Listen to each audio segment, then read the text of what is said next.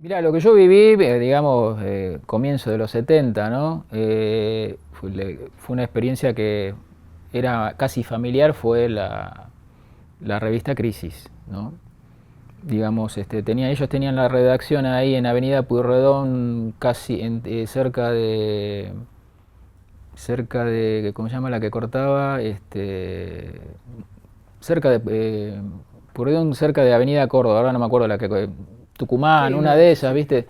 Y mi viejo era muy habitué, o sea, íbamos a la redacción y bueno, estaba Galeano, estaba Aníbal Ford, este, y el que subvencionaba la revista Crisis era Federico Vogelius, que era un hombre que había hecho fortuna, pero que era un hombre de izquierda, progresista, ¿no? Tanto es así que, bueno, él termina preso y una de sus hijas desaparecida, ¿no? Ujú. Él tenía una gran casa quinta allá en Campo de Mayo, le allanan, le roban todo, bueno. Entonces, digamos, de lo que yo conozco, de lo que yo viví, la gran experiencia periodística de él es sobre todo con la revista Crisis, ¿no? Él cuando, ahí nació en la ciudad de Chacabuco, y en Chacabuco vivió mucho tiempo, o vino acá cuando... No, él vivió hasta, digamos, su adolescencia, cuando ya mis abuelos se separan. Entonces, mi viejo y la hermana, mi tía Pocha, que falleció hace poquito, van a colegios pupilos. Entonces él ya ahí ingresa a uno de los seminarios, sí, para seguir la carrera de sacerdote, ¿no? En Sí, Villa Devoto. estuvo en Devoto, sí. Entonces, bueno, después de esa experiencia, bueno, empieza a vivir en Capital Federal, pero siempre yendo cuando puede a Chacabuco, ¿no? Siempre mantuvo ese vínculo, nunca se sintió porteño, ¿no? Y la inclinación por el periodismo, digamos, tenía que ver ya con una cosa de militancia, o no, en ese momento era periodista porque le gustó el periodismo, tenía algún modelo de periodista a No, seguir. él tiene una frase que es conocida, decía, podemos hacer una literatura donde lo político emerja, pero de forma natural, no digamos, o sea, no es que digamos fue orgánicamente a trabajar la revista Crisis, se fue dando todo de una forma natural, ¿no? Digamos, Ujú. lo, lo, lo literario, lo cultural con lo político, ¿no? Porque si la revista Crisis, o sea, el trasfondo obviamente, y en esa época era político, ¿no? Todos tenían alguna actividad o militancia política, ¿no? Y él tenía, en ese principio, ya tenía una idea porque después terminó militando en el PRT, pero en ese momento se sentía más peronista, más de izquierda, no sabés si... Él siempre, de lo que yo recuerdo siendo chico, ¿no? Ya Ujú. cuando vivíamos en San Telmo, allá en los años 60, él siempre tuvo una tendencia hacia la izquierda, ¿no? Hacia lo que era el socialismo. Pero como siempre digo, cuando él en el año, no sé, me acuerdo si fue en el 72, lo convocan como jurado del concurso de Casa de las Américas, su primer viaje a Cuba, ahí es digamos, el clic. Digamos, ahí ve lo que es la revolución, ve lo que es el socialismo en directo, Sí. y ahí eso es lo que produce en él un gran impacto, ¿no? Que no casualmente después empezar a militar, ¿no? Es bastante impreciso, yo he tratado de averiguar en qué momento, pero no he podido precisar en qué año. Yo calculo que, digamos, podría ser a partir del 73, una cosa así. Sí, yo había leído este tema de que cuando fue a Cuba es como que tuvo, no una revelación, porque ya tenía una inclinación, pero que fue un poco lo que lo sacudió un poco, ¿no? Claro, Cuba fue, digamos, para muchos, no solo para mi viejo, para Rodolfo Wolf, bueno, Claro, otros compañeros, amigos o amigos de él. García Lupo. Claro, Cuba Porcel. era el faro, ¿no?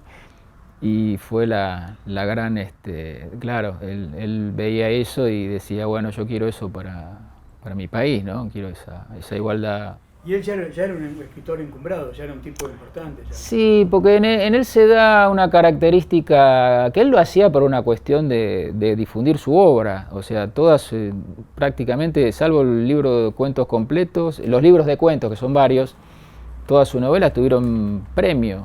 Sí, Una sola tuvo segundo premio, todas las demás fueron premiadas. y premiada por García Márquez y por... Claro, claro, claro. El último, bueno, justamente el último premio es el de Casa de las Américas del año 75 por la novela Mascaró, el cazador americano. Claro.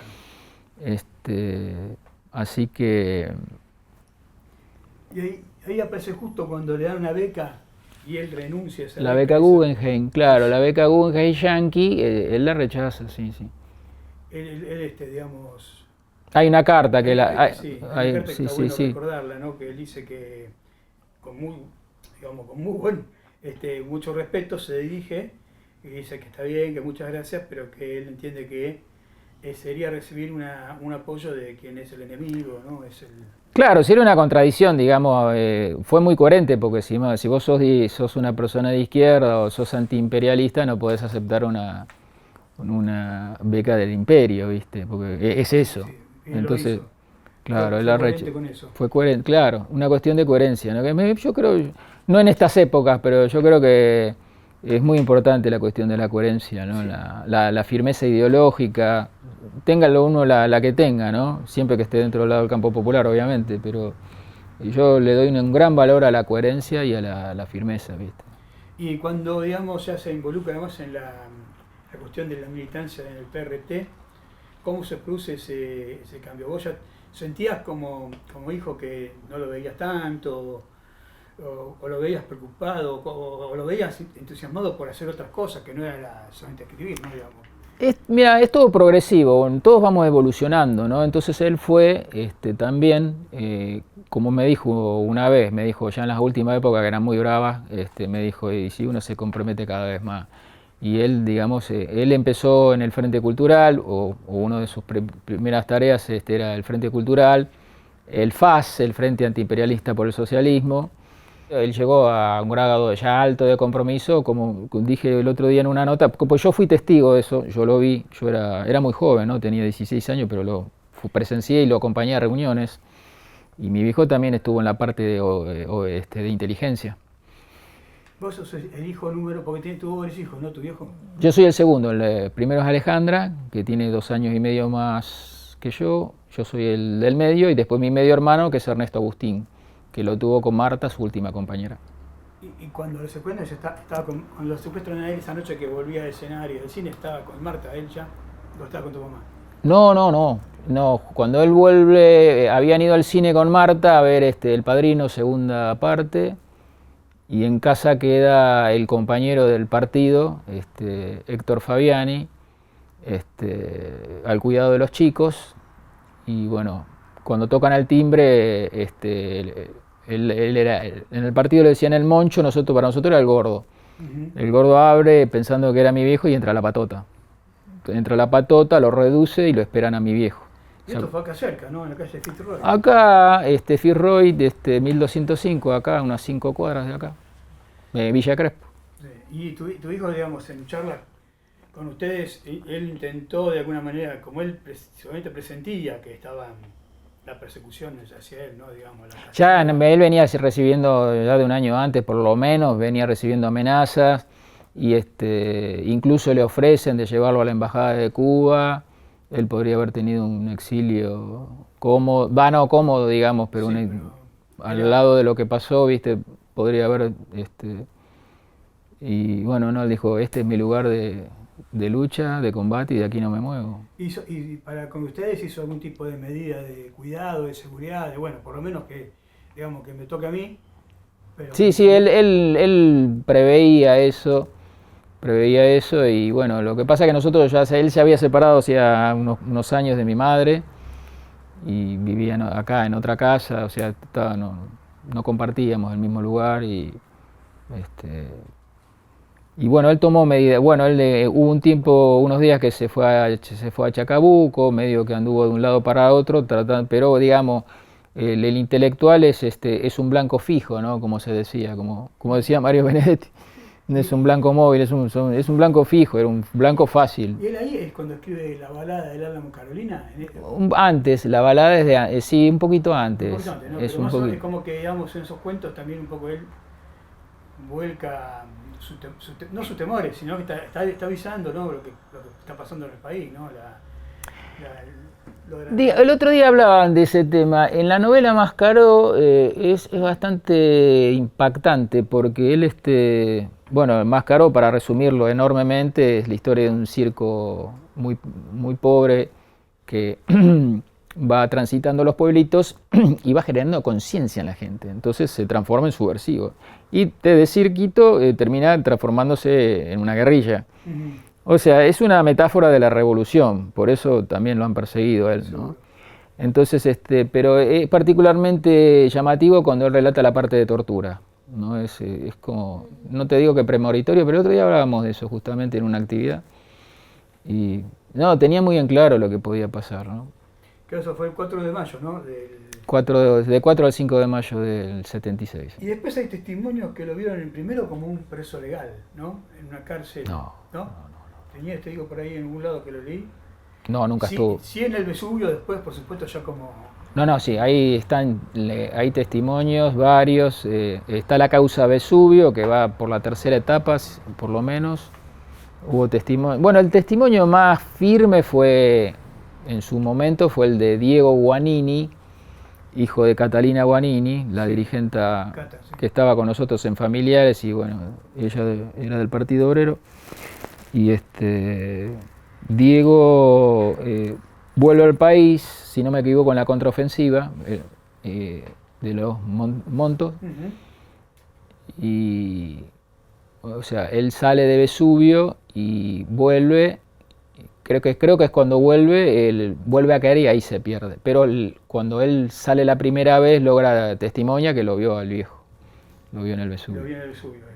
Claro, y después hay otros testimonios también, ¿no? ¿Y esa causa se avanzó? ¿Hay culpables? ¿Hay señalados? Sí, no, viene hace años desarrollándose, lo lleva adelante Pablo Yonto, que es un reconocidísimo abogado, militante en derechos humanos, y pero además son varias causas, está Vesubio, está Puente 12, y todas esas tienen varias etapas, ¿viste? Es bastante complejo, digamos. Ellos tienen mucha más información que yo. Yo te lo cuento así, ¿viste? Resumidito. Todavía no hay condenas, pero no, hace años que hay procesamientos, creo que hubo condenas, pero bueno, eso Pablo tiene toda la información, ¿no? Sí, vamos a preguntar. Vos sabés que después que secuestraron a tu viejo, Videla hizo una reunión que estuvieron Sábato, Borges, Castellani, que era un escritor y aparte era un cura. Sí, fue profesor de mi viejo. Sí, bueno, Castellani fue el que más... Tenemos entendido que fue el único que pidió. Sí. Ajá. El padre Castellani era un hombre conservador, pero fue un hombre de la entereza de mencionó el caso concreto de tu papá. Y eso o sea, el que fue secretario o algo así de Castellani, él lo desmintió, pero yo creo que no, que es verdad. Parece que le dieron autorización para verlo.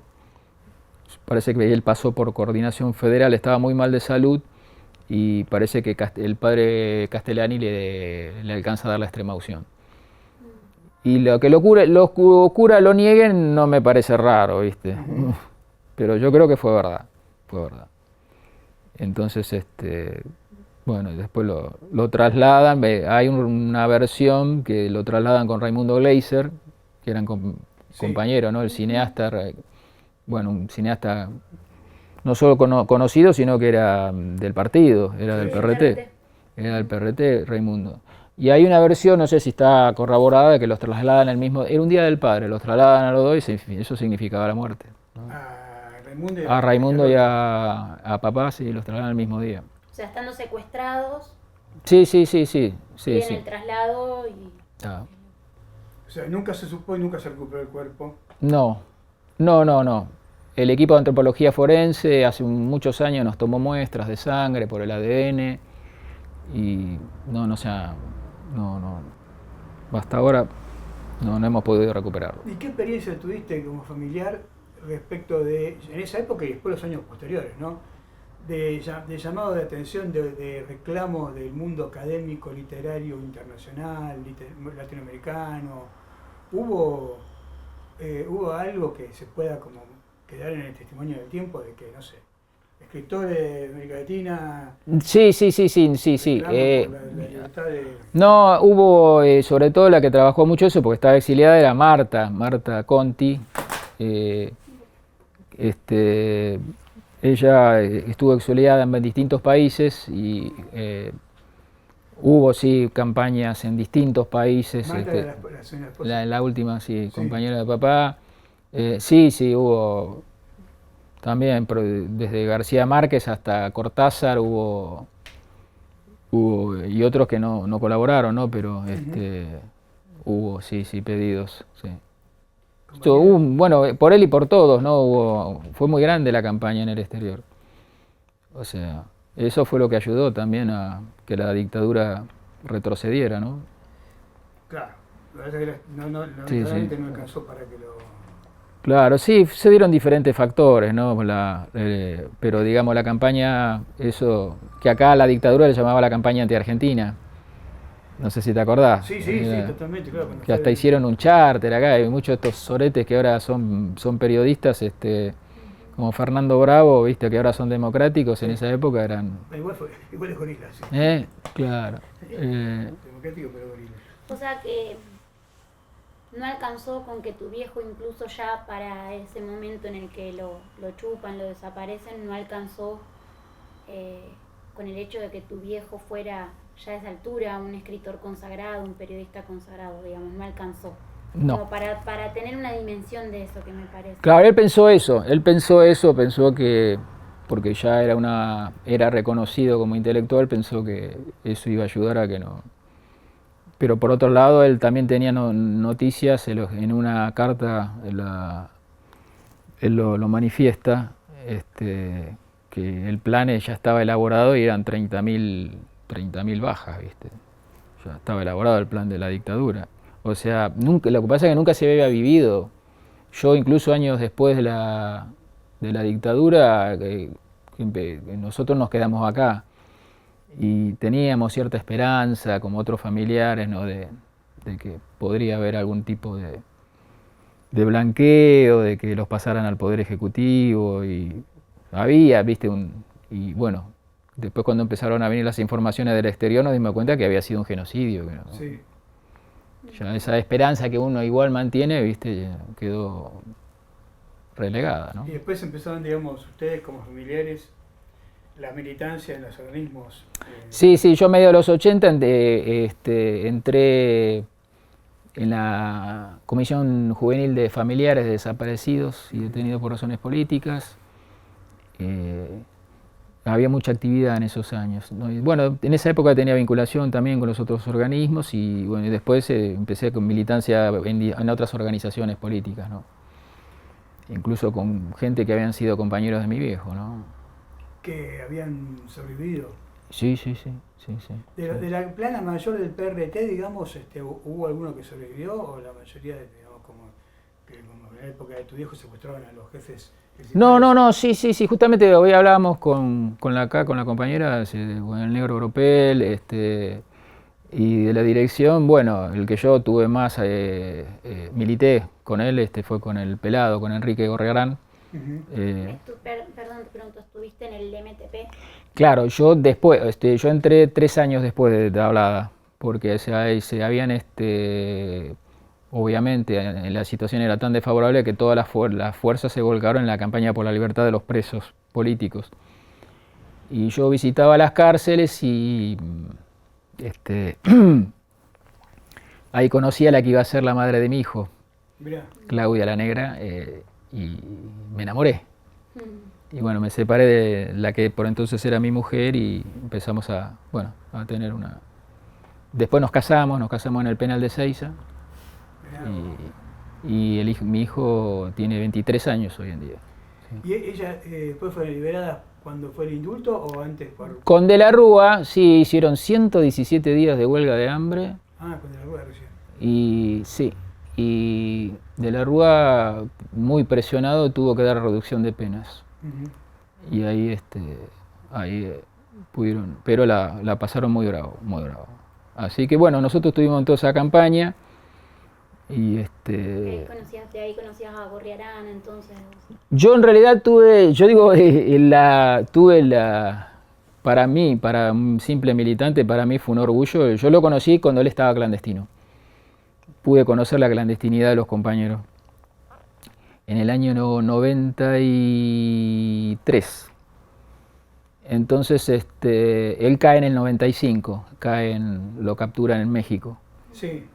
Y bueno, pero él ahí nunca dejó de moverse porque dicen barbaridad de la gente, no tiene ni idea. O sea, desde el momento que se produce lo del copamiento, o sea, permanentemente ellos estuvieron colaborando y moviéndose por todos, ¿no? Desde lo económico hasta lo de solidaridad.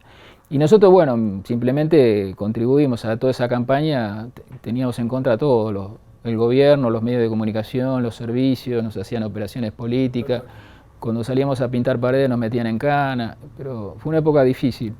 Pero poco a poco se fue armando esa solidaridad y bueno, terminó con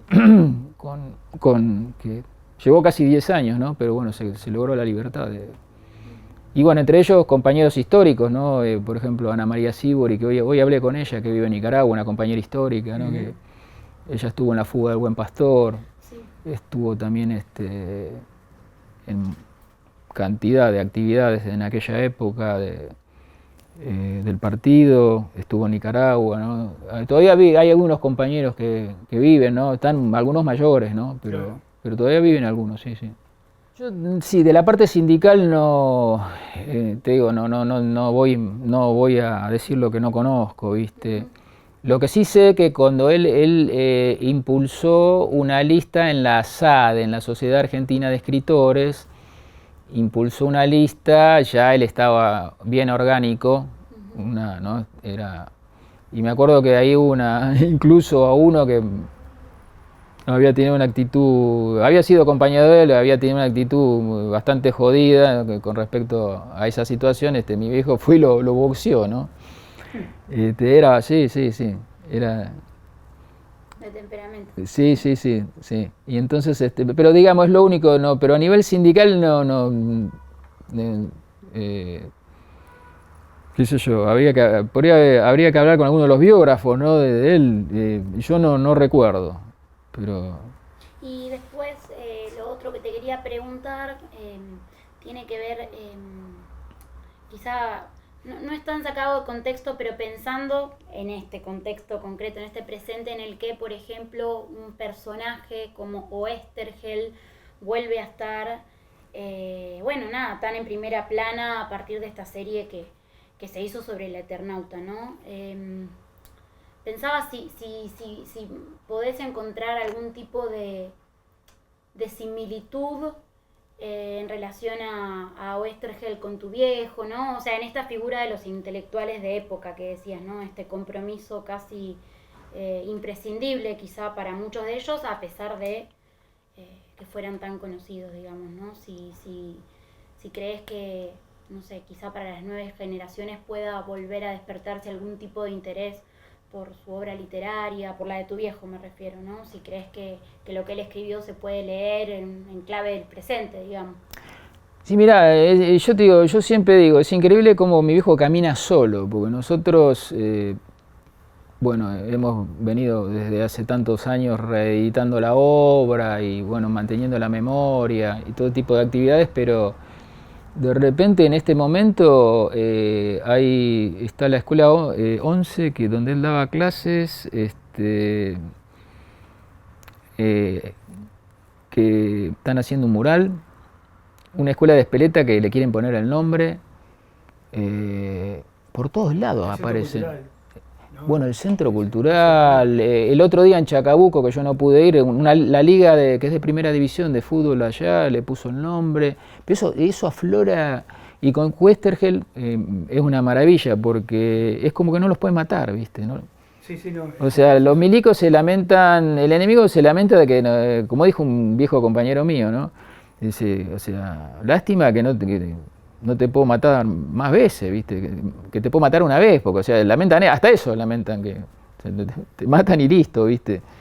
Y pero una ficción en Canal 7 con la vida de tu viejo, algo así, ¿puede ser o no? Ha habido documentales, programas, digamos, todos basados en el material de Roberto Cuervo, ¿no? Y del hijo, Claro. Andresito, porque es el único material fílmico que hay, es de ellos. Y se han hecho muchos documentales. Ahora se está filmando, justamente ahora se va a estrenar uno de gente de Chacabuco, que está filmando otro. Bueno, el de Silencio en la Ribera, que es el de... Silencio en la Ribera, bueno, largometrajes, ¿no? El de Miguel Mato, Homo Viator, con Darío Grandinetti, una actuación, a mí me impresionó. Ah, bien. Me impresionó porque, viste, que Darío alguien... como tu papá, digamos, personal. Claro, porque alguien habla de tu viejo, vos lo conocés de cuando se estaba bañando, ¿viste? Y de repente yo lo vi a Grandinetti y digo, la puta, qué profesional el tipo, ¿no? Porque realmente lo caracterizó muy bien. Yo me quedé eso. Y bueno. Che, y una cosa más que ya no quiero que se pierda, que esté también en la entrega. Cuando decíamos que tu viejo tuvo la interés de quedarse, bancársela, y él podía haberse ido, o en la embajada en Cuba, incluso por eso del país, porque tenía un nombre, un tipo encumbrado. Dicen que tenía un cartel al lado de la máquina de escribir que decía en latín: Hic meus locus pugnari est inc non me removebunt. Este es mi lugar de combate y de aquí no me moveré. Claro, lo que yo te dije hace un ratito. Claro, esa... Sí, viste, o sea, cuando uno tiene, pues eso de lo que hablábamos de los principios, ¿no? Cuando uno tiene los principios bien puestos, es a muerte, viste, bueno, no... Morí con esa. No va, viste, hasta las últimas consecuencias. Entonces yo creo que eso es por épocas, ¿no? Pero nunca se pierde del todo, porque siempre, viste, son ciclos y este ciclo que estamos pasando ahora lo vamos a superar, como superamos la dictadura, y, o sea, no se puede destruir todo, ¿viste? Por eso vuelve Oesterheld, ¿no? Y el otro día veía un análisis muy interesante en YouTube, analizaban a Oesterheld desde el punto de vista de la izquierda, ¿no? del marxismo, y hay una cosa que el enemigo no puede perdonar, que es, o sea, el Eternauta no es la salida individual, el héroe individual. Son héroes, gente común como nosotros. Lo que ellos no lo soportan es la salida colectiva. Esa es la salvación. Y ese es el mensaje que a ellos les revienta. El otro día, uno de Fantino, este tipo estaba cacareando porque le duele eso. El enemigo lo tiene bien claro. Lo colectivo. Entonces los compañeros vuelven, de una u otra forma vuelven, a pesar del cerco mediático gigantesco que hay.